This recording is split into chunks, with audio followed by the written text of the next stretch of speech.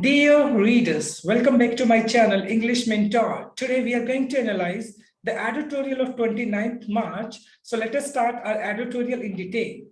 The title of this editorial is Limited Succor. Limited Succor. Succor का जो meaning होता है, देखिए इसका मीनिंग होता है रेस्पाइट. रेस्पाइट का मतलब राहत, यानी लिमिटेड मतलब थोड़ी बहुत राहत. ऑन क्राइसिस, क्राइसिस का मतलब कोई प्रॉब्लम होती है. फेसिंग बोरोवर्स, बोरोवर्स मतलब उधार लेने वाले. ड्यूरिंग द पेंडेमिक, पेंडेमिक होंगे महामारी. तो कोविड 19 के दौरान जितने भी स्मॉल स्केल इंडस्ट्रीज थी या बहुत सारे जो छोटे बिजनेसमैन थे जिन्होंने भी किसी भी तरह का लोन लिया हुआ था, तो उन सभी के लिए ये जो एक पर्टिकुलर गवर्नमेंट ने एक क्या किया था, एक रेस्पाइट दिया था, एक राहत दी थी. वो क्या थी कि एक मॉरेटोरियम पीरियड दिया था कि उस पर्टिकुलर टाइम तक वो जो उनके ड्यूज बनते हैं, जो उनको लोन पे करना है, वो उस पर्टिकुलर टाइम तक वो उस लोन को पे ना करे. तो ये जो एक स्कीम थी गवर्नमेंट की, ये एक लिमिटेड साकर था, मतलब एक छोटी मोटी राहत थी. इससे उनकी प्रॉब्लम्स का कंप्लीट सॉल्यूशन नहीं हुआ, कंप्लीट हल नहीं निकला. इसी बात को ध्यान में रखते हुए हम इस एडिटोरियल को स्टडी करने वाले हैं. So let us start this editorial in detail. देखते हैं द सुप्रीम कोर्ट डिसीजन, यानी सुप्रीम कोर्ट का जो डिसीजन था on a batch of petitions. Batch का मतलब यहाँ पे लिस्ट कह सकते हैं एक तरीके से. पिटिशंस का मतलब होता है याचिका. सीकिंग का मतलब है डिमांड करना. वेवर का जो मतलब होता है रिलीज, छूट करना, छूट देना. Of all interest during the period of pandemic specific moratorium. देखो मॉरेटोरियम का जो मीनिंग होता है वो होता है एक तरह से सस्पेंशन. मतलब जब फाइनेंशियली, मतलब क्या होता है, जब आपको थोड़े टाइम के लिए, मान लो कोई आपको एक किस्त देना है, कोई इंस्टॉलमेंट देना है, कोई लोन देना है, तो कुछ टाइम के लिए उसको सस्पेंड कर दिया जाता है. उसको बोला था मॉरेटोरियम, राइट. तो सुप्रीम कोर्ट ने क्या किया था, जो पेंडेमिक को ध्यान में रखते हुए, पेंडेमिक कौन सा, मतलब कोविड की बात की जा रही है, उसको ध्यान में रखते हुए तो बहुत सारी याचिकाएं आ रही थी. उन याचिकाओं में ये बोला गया था कि अभी वो उस पर्टिकुलर कंडीशन में नहीं है कि वो अपने लोन को पे कर पाए. तो उन्होंने क्या किया था, वेवर ऑफ का मतलब छूट. तो उन्होंने क्या माना था, जो पर्टिकुलर टाइम, मतलब मॉरेटोरियम पीरियड था, जो पर्टिकुलर इंस्टॉलमेंट वो पे नहीं कर पाए, उनके ऊपर जो इंटरेस्ट लगना था, उस इंटरेस्ट के रिगार्डिंग सुप्रीम कोर्ट ने दिया है, क्या दिया था, अपना एक वर्डिक्ट दिया था कि उस पर्टिकुलर टाइम पीरियड पे मतलब क्या नहीं लगेगा, इंटरेस्ट नहीं लगेगा. रिलीफ फ्रॉम कंपाउंड इंटरेस्ट, और उसमें क्या मिलेगा, रिलीफ, राहत मिलेगी. कंपाउंड इंटरेस्ट क्या हो गया आपका, चक्रवृद्धि ब्याज जिसको बोलते हैं. तो उस पर्टिकुलर अमाउंट जो कि मॉरेटोरियम पीरियड के अंदर आएगा, उसको मतलब उसके ऊपर कोई इंटरेस्ट नहीं लगेगा. फॉर ऑल द बोरोर्स, जितने भी बोरोर्स है, मतलब जिन्होंने उधारी ली हुई है, मतलब उनको जो पे करना है उसके ऊपर क्या है, कंपाउंड इंटरेस्ट नहीं लगेगा मॉरेटोरियम पीरियड के दौरान. विदाउट डिस्टिंक्शन, डिस्टिंक्शन का मतलब होता है बिना किसी भेदभाव के, अंतर के, difference. And extension of moratorium period, extension का मतलब होता है विस्तार करना of the moratorium period. Moratorium period कौन सा होता है, वो सस्पेंशन होता है, एक पर्टिकुलर टाइम को सस्पेंड कर दिया जाता है कुछ टाइम के लिए, कि इस टाइम के दौरान आप अपना जो फाइनेंशियल ड्यूज है उसको पे ना करें. उसको मैरिटोरियम पीरियड बोला जाता है. तो कहीं ना कहीं सुप्रीम कोर्ट ने जो स्मॉल स्केल इंडस्ट्रीज हैं, जो स्मॉल बिजनेसमैन हैं, उन सभी की दिक्कतों को ध्यान में रखते हुए ये बात का डिसीजन दिया था कि पर्टिकुलर टाइम के अंदर, मॉरेटोरियम पीरियड के अंदर, जो भी इंस्टॉलमेंट उनका ड्यूज है उसके ऊपर इंटरेस्ट नहीं लगेगा. उसके ऊपर क्या होगा, उसके ऊपर छूट मिलेगी. इस period itself a fair verdict. और ये जो डिसीजन है कहीं ना कहीं सुप्रीम कोर्ट का एक फेयर है, बहुत अच्छा वर्डिक्ट, मतलब निर्णय है, मतलब जजमेंट है. कहीं ना कहीं सुप्रीम कोर्ट का ये जो पर्टिकुलर डिसीजन है बहुत अच्छा डिसीजन है, ये एक बहुत अच्छा वर्डिक्ट है. The court sought to limit, sought का मतलब होता है डिमांड करना. The court has demanded to limit, limit का मतलब कहीं ना कहीं कम करना, to the scope of judicial intervention. Judicial का मतलब है कानूनी, इंटरवेंशन का मतलब होता है इंटरफेरेंस करना, हस्तक्षेप करना. तो कहीं ना कहीं कोर्ट ने क्या किया, अपना जो उसका कानूनी जो इंटरवेंशन है, हस्तक्षेप है, उसको क्या किया, लिमिट किया है. टू द क्वेश्चन, कौन से क्वेश्चंस पे उसने अपने आप को लिमिट किया है, whether any laws have been violated. तो मतलब क्या करेगी कोर्ट, इस बात को इंश्योर करेगी क्या किसी भी तरह के जो कानून है उसको फॉलो किया गया है, क्या उसको वायलेट किया गया है. मतलब जो कानून डिसाइड किए गए थे मॉरेटोरियम पीरियड के दौरान, क्या उन नियमों को वायलेट किया गया है.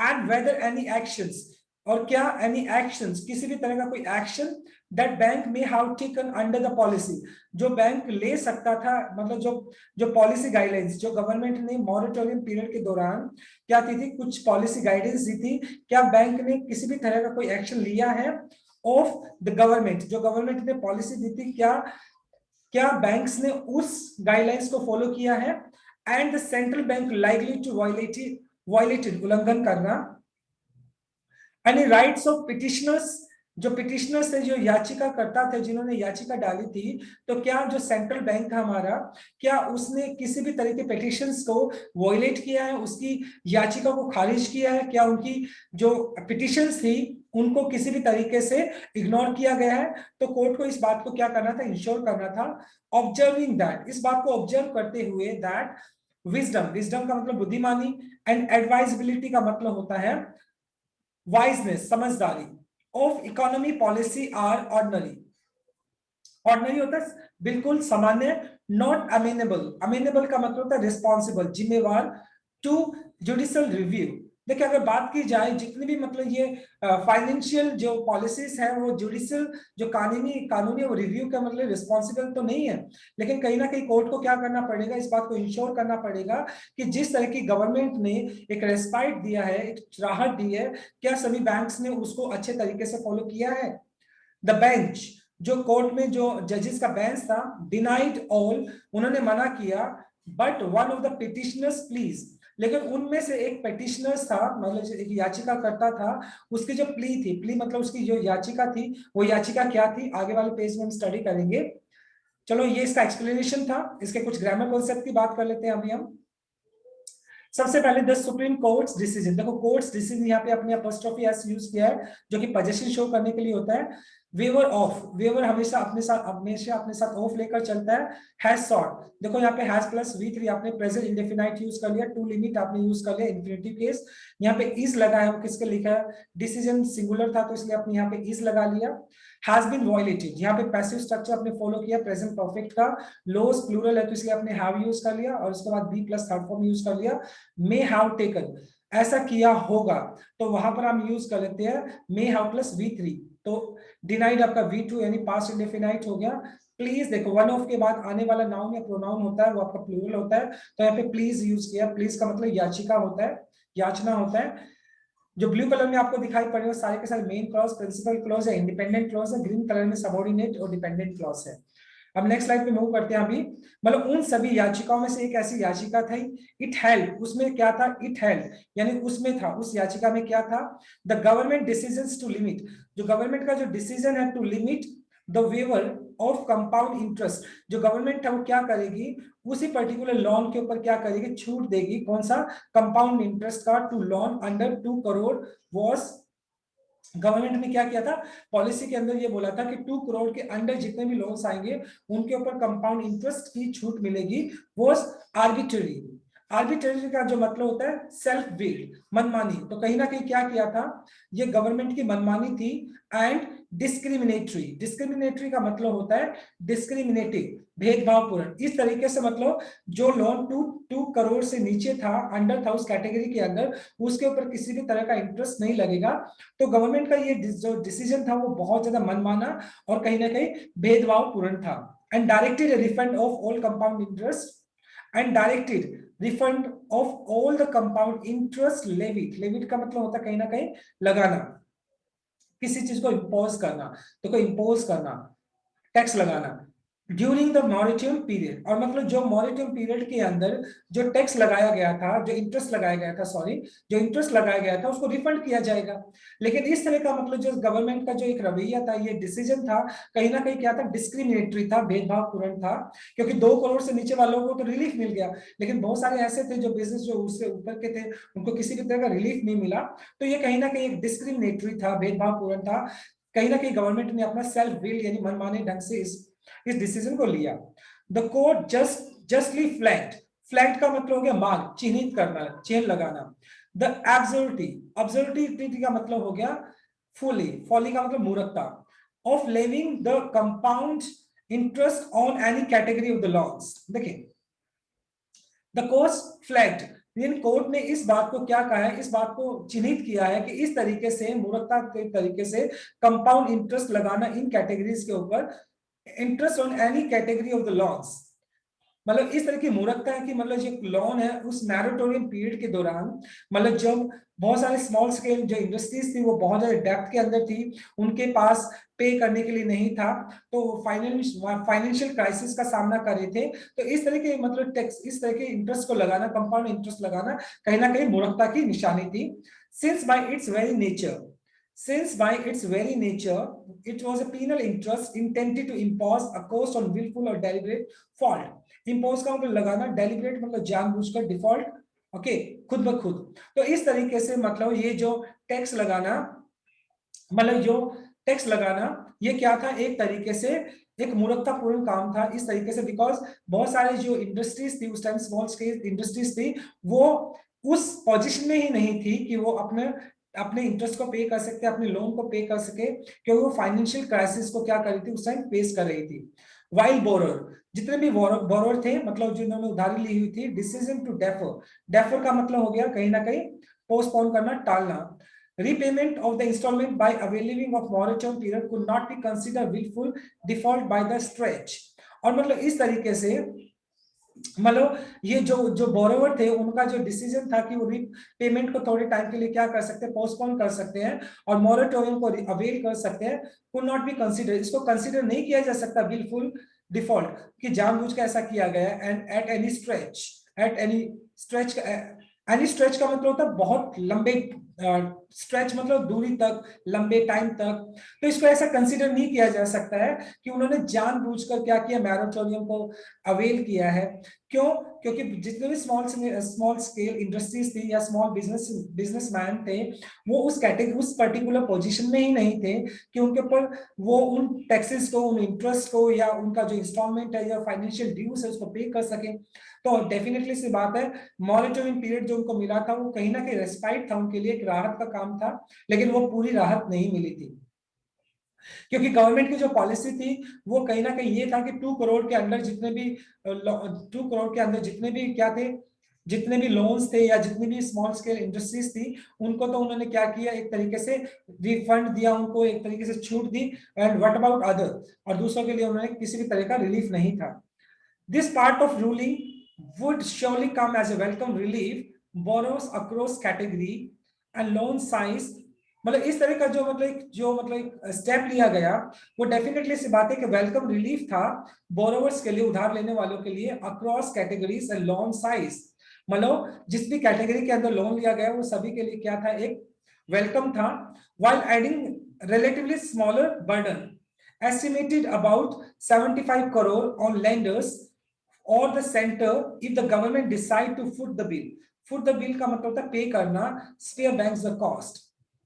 और अगर बात की जाए तो कहीं ना कहीं जितना भी मान लो इस तरीके से अगर कैलकुलेट किया जाता है, तो अगर ये कंपाउंड इंटरेस्ट को छोड़ दिया जाता है सभी मतलब बोरोवर्स को, उनके ऊपर किसी भी तरह का इंपोज नहीं किया जाता है, while adding a relatively small burden estimated, ये जो मतलब कंपाउंड इंटरेस्ट की बात की जाए 75 करोड़, 75,000 सॉरी 7,500 करोड़ के आसपास ये बर्डन था जो लेंडर्स को, मतलब क्या था, on lenders or the center if the government decide to foot the bill and spare banks the cost। अगर मतलब गवर्नमेंट इस जो ये पर्टिकुलर मॉरेटोरियम पीरियड के दौरान जो छूट मिली थी, जो इंटरेस्ट लगना था, कंपाउंड इंटरेस्ट लगना था, वो एस्टिमेटेड 7,500 करोड़ के आसपास था, और गवर्नमेंट को क्या करना पड़ेगा, फुट द बिल, उसको रीपे करना होगा। अगर मतलब ये जो बर्डन है वो किसके ऊपर आने वाला है, गवर्नमेंट के ऊपर आने वाला है, राइट। तो ये इस पर्टिकुलर स्लाइड का एक्सप्लेनेशन था।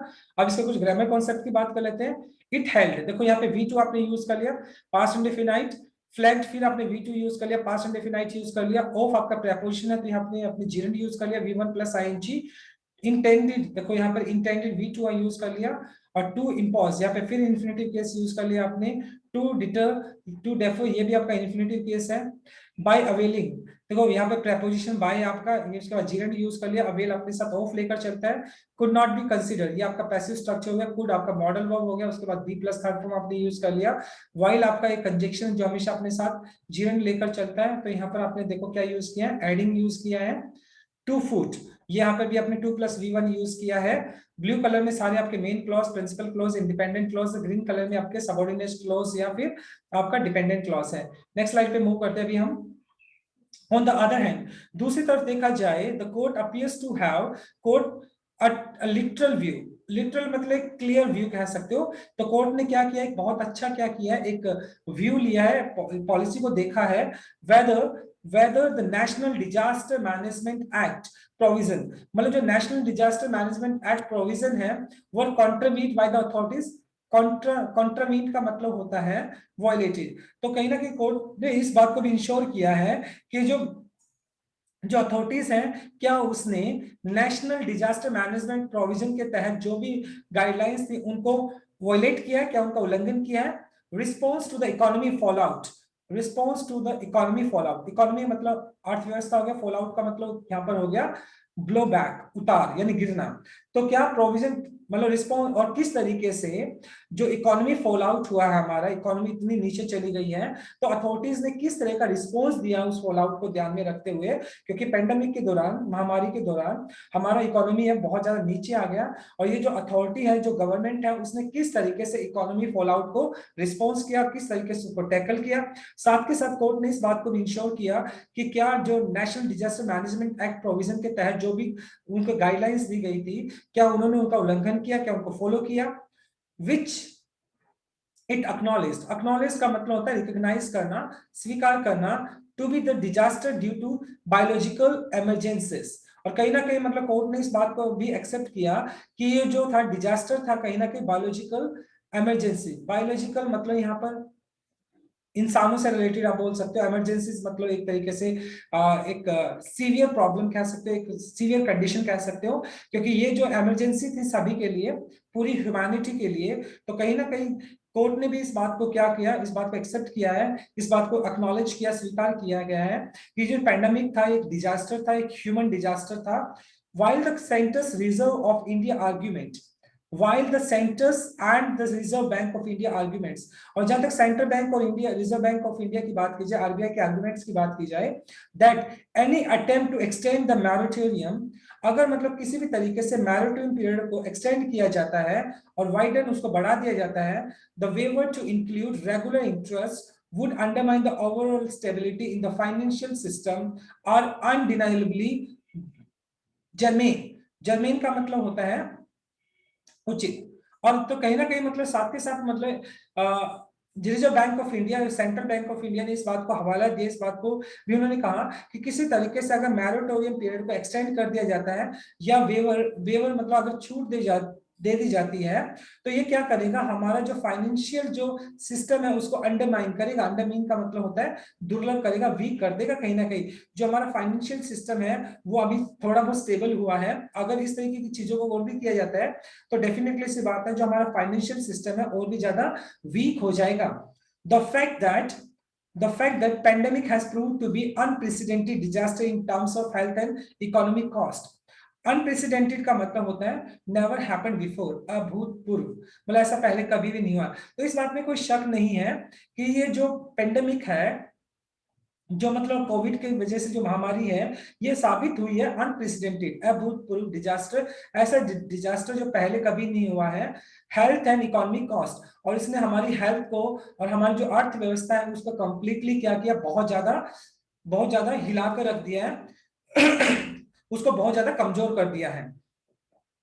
It has imposed on all the sections of society and the economy ought to have evoked a moral, holistic and expensive fiscal response from the government। देखो, it has imposed, और इस pandemic ने क्या किया, imposed थोप देना on all the section, और इसका इंपैक्ट जो सभी सेक्शंस के ऊपर पड़े, सोसाइटी के ऊपर, इकोनॉमी के ऊपर। एंड इवॉक का मतलब हो गया कहीं ना कहीं उत्तेजित करना, ओके, अराउज करना, और more a holistic and expensive fiscal response, और कहीं ना कहीं इसको ओवरकम करने के लिए तो गवर्नमेंट को क्या करना होगा, स्टिमुलेट करना होगा। हॉलिस्टिक का मतलब हॉलिस्टिक हो गया यहाँ पर स्मग, कंप्लीट एंड एक्सपेंसिव, विस्तारवादी fiscal financial response from the government. और कहीं ना कहीं इसको ओवरकम करने के लिए गवर्नमेंट से क्या चाहिए, एक हॉलिस्टिक, एक कंप्लीट, एक्सपेंसिव, विस्तारवादी एक फिस्कल रिस्पॉन्स की जरूरत है। तभी इस पर्टिकुलर पेंडेमिक से इस पर्टिकुलर फाइनेंशियल क्राइसिस से ओवरकम किया जा सकता है, इसका सामना किया जा सकता है,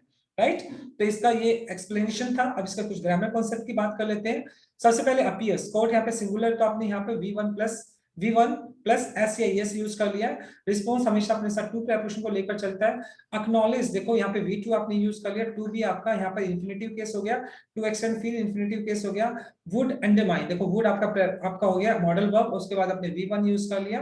has to present perfect use कर लिया, हैज के बाद आपने थर्ड फॉर्म यूज कर लिया। हैज इम्पोज्ड भी आपने प्रेजेंट परफेक्ट यूज कर लिया। जो पर्पल कलर में अब आपका फ्रेज है, ब्लू कलर में आपके मेन क्लॉज, प्रिंसिपल क्लॉज है, इंडिपेंडेंट क्लॉज है, ग्रीन कलर में आपके सबऑर्डिनेट क्लॉज और डिपेंडेंट क्लॉज है, राइट। अब नेक्स्ट स्लाइड पे मूव करते हैं अभी हम। वास्ट सेक्शंस, वास्ट का मतलब है दूर दूर तक। सेक्शंस की बात करें, डिफरेंट सेक्शंस ऑफ सोसाइटी, जिसके अंदर small, formal and informal enterprise, enterprise का बिजनेस का मतलब हो गया, मतलब दूर दूर तक अगर बात की जाए, छोटे जो बिजनेसेस हैं, जो इनफॉर्मल बिजनेसेस एंटरप्राइजेस हैं, as well as lower income household, और जो मतलब जिनका लोअर इनकम है, मतलब बहुत, मतलब ऐसे बिजनेसेस जो मतलब बहुत लोअर, उनका इनकम बहुत लो है, आर सैडल्ड। सैडल्ड का जो मतलब होता है लादना, वे डाउन, लादना, विद डेप्थ, वो कर्जे में डूब चुके हैं। That are the certainly bound to struggle, bound to का मतलब क्या था, फोर्स होना, to struggle to service in the absence of some direct creditor support mechanism. और अगर मतलब उनको कहीं ना कहीं अगर क्रेडिट सपोर्ट मैकेनिज्म, अगर उनको उधार मतलब अगर फाइनेंशियल सपोर्ट मैकेनिज्म का अगर सिस्टम, अगर उनको किसी भी तरीके से फाइनेंशियल सपोर्ट अगर नहीं मिलता है, तो ये सारे के सारे फॉर्मल, इनफॉर्मल और लोअर इनकम हाउस होल्ड जितने भी है, वो क्या करने वाले हैं, वो डेफिनेटली सी बात है, बहुत ज्यादा स्ट्रगल करने वाले हैं। ऑलरेडी वो क्या है, डूब चुके हैं कर्जे के अंदर, और अगर उनको उभारना है तो कहीं ना कहीं गवर्नमेंट को क्या करना पड़ेगा, उनको फाइनेंशियल सपोर्ट भी देना होगा, तभी वो उससे ओवरकम कर पाएंगे। So the courts ruling now with standing, now with standing का मतलब होता है इसके बावजूद, डिस्पाइट, यानी कोर्ट के इस डिसीजन के बावजूद, इट बी हॉप्स का मतलब होता है नेसेसरी, जरूरत, policy makers to urgently come up with measures, यानी कोर्ट के डिसीजन के बावजूद अब जितने भी पॉलिसी मेकर यहाँ पे गवर्नमेंट के लिए यूज किया गया है, तो गवर्नमेंट को क्या करना पड़ेगा, ये जरूरत है टू अर्जेंटली, जल्दी से, कम अप विद मतलब आना, किसी भी पर्टिकुलर आईडी के साथ आना, to measures to help mitigate, help mitigate का मतलब मिटिगेट होता है रिड्यूस करना, this crisis before lenders are deluge with more defaults. Okay, deluge का मतलब हो गया कहीं ना कहीं फिल क्विकली बियॉन्ड कैपेसिटी, क्षमता से अधिक बढ़ जाना। तो कहीं ना कहीं मतलब अगर अगर मतलब कहीं ना कहीं जिन पॉलिसी मेकर, गवर्नमेंट को इस बात को ध्यान में रखना होगा, गवर्नमेंट को क्या करना होगा, कुछ आईडी के साथ आना होगा, जिससे कि मतलब ये जो क्राइसिस है, जो हम एक प्रॉब्लम का सामना कर रहे हैं, उसको मिटिगेट किया जा सके, उसको कम किया जा सके, बिफोर, इससे पहले कि लेंडर्स आर डिल्यूज का मतलब fill quickly beyond capacity with more defaults, इससे पहले कि जो जितने भी जो फाइनेंशियल जो ऑर्गेनाइजेशंस हैं, वो बोरोवर्स के ऊपर अलग अलग तरह के इम्पोजिस करे, टैक्स वगैरह लगाए, इंटरेस्ट लगाए, या उनको और भी ज्यादा ओवर बर्डन कर दे, या उनको और भी ज्यादा मतलब क्या कर दे, डेप्थ के अंदर डाल दे, उनको उनके ऊपर और भी कर्जा हो जाए। तो इससे पहले गवर्नमेंट को क्या करना होगा, कुछ पॉलिसीज लेकर आना होगा, जिससे कि उनके बर्डन को कम किया जाए, बोरोवर्स के बर्डन को कम किया जा सके, और उनको उनको इस क्राइसिस से क्या किया, जिसके बाहर निकाला जा सके। तो गवर्नमेंट को कुछ स्कीम के साथ, कुछ एक अच्छी स्कीम के साथ आना होगा, जिससे कि इस क्राइसिस के अंदर जितने भी स्मॉल स्केल इंडस्ट्रीज हैं, या छोटे बिजनेसमैन हैं, या जो लो इनकम हाउस होल्ड्स हैं, उन सभी को उभारा जा सके, उन सभी की फाइनेंशियल हेल्प की जा सके, राइट। तो ये इसका एक्सप्लेनेशन रहा। अब इसके कुछ ग्रामर कॉन्सेप्ट की बात कर लेते हैं। आर सेटल्ड, यहाँ पे आपका पैसिव स्ट्रक्चर यूज कर लिया, बी प्लस थर्ड फॉर्म आपने यूज कर दिया, हाउस होल्ड प्लूरल था तो इसलिए आपने आर यूज कर लिया।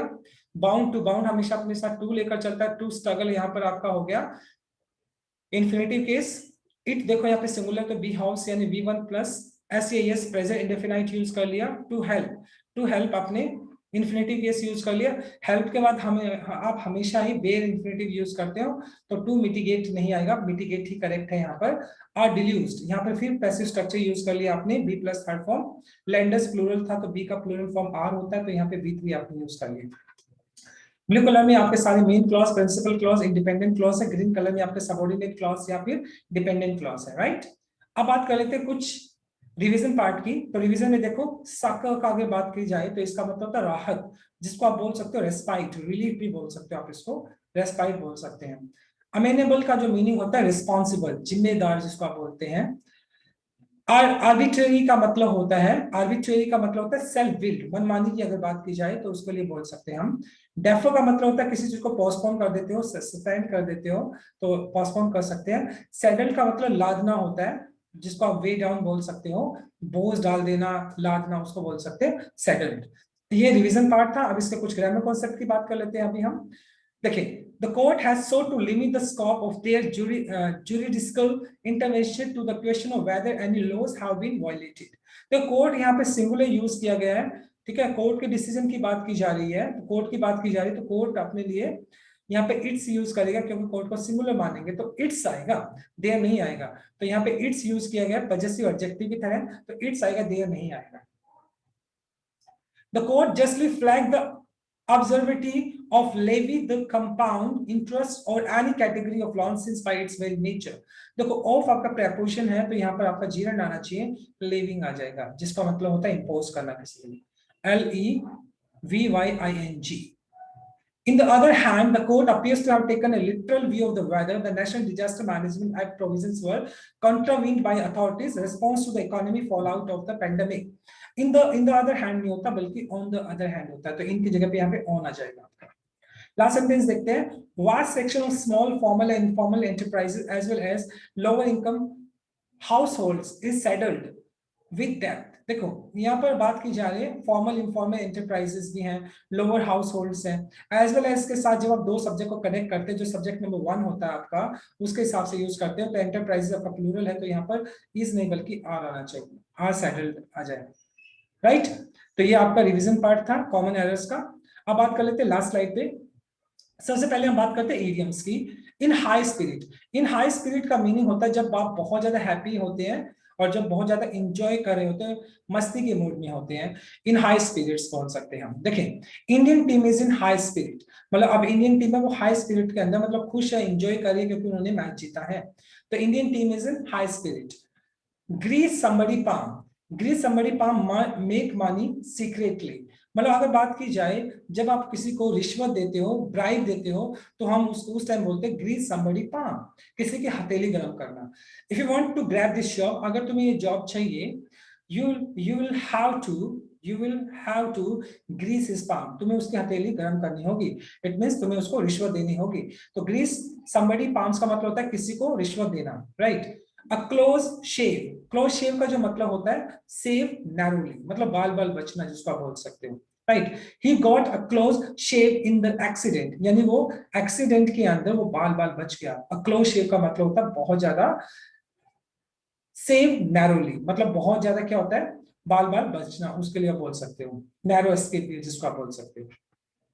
अब बात कर लेते हैं वन सब्स्टिट्यूट वर्ड की। देखिए, अ पर्सन विदाउट ट्रेनिंग और एक्सपीरियंस इन स्किल्स और सब्जेक्ट, एक ऐसा इंसान जो फ्रेशर होता है बिल्कुल कंप्लीटली, उसको कुछ भी नहीं पता, उसके अंदर कोई स्किल्स नहीं है, उसको कुछ नहीं आता है, उसको हम बोल सकते हैं नो वाइस। क्या बोल सकते हैं, नो वाइस। इसके लिए हम बोल सकते हैं ग्रीन हॉर्न भी बोल सकते हैं, ग्रीन हॉर्न, मतलब एक ऐसा इंसान जिसको अभी किसी भी तरह की नॉलेज नहीं है, नो वाइस बोल सकते हैं। One who is fond of superior foods and drinks, एक ऐसा इंसान जिसको अच्छी अच्छी खाना और ड्रिंक्स का पसंद है, उसको पीना खाना बहुत अच्छा लगता है, उसको हम बोल सकते हैं एपिक्योर। क्या बोल सकते हैं उसको, epicure, right. A large number of destruction specially by fire, मतलब ऐसा डिस्ट्रक्शन जो खास तौर पे फायर ने किया गया है, फायर ने किया है, उसको हम बोल सकते हैं हॉलोकॉस्ट। क्या बोल सकते हैं, हॉलोकॉस्ट, उसको क्या बोलते हैं, Holocaust, right. So this is all about from this particular video. Thanks for watching this video. Please do like, share, comment, and subscribe to my channel. So tomorrow I'll come with another video. Till then, bye bye, take care, and have a nice day.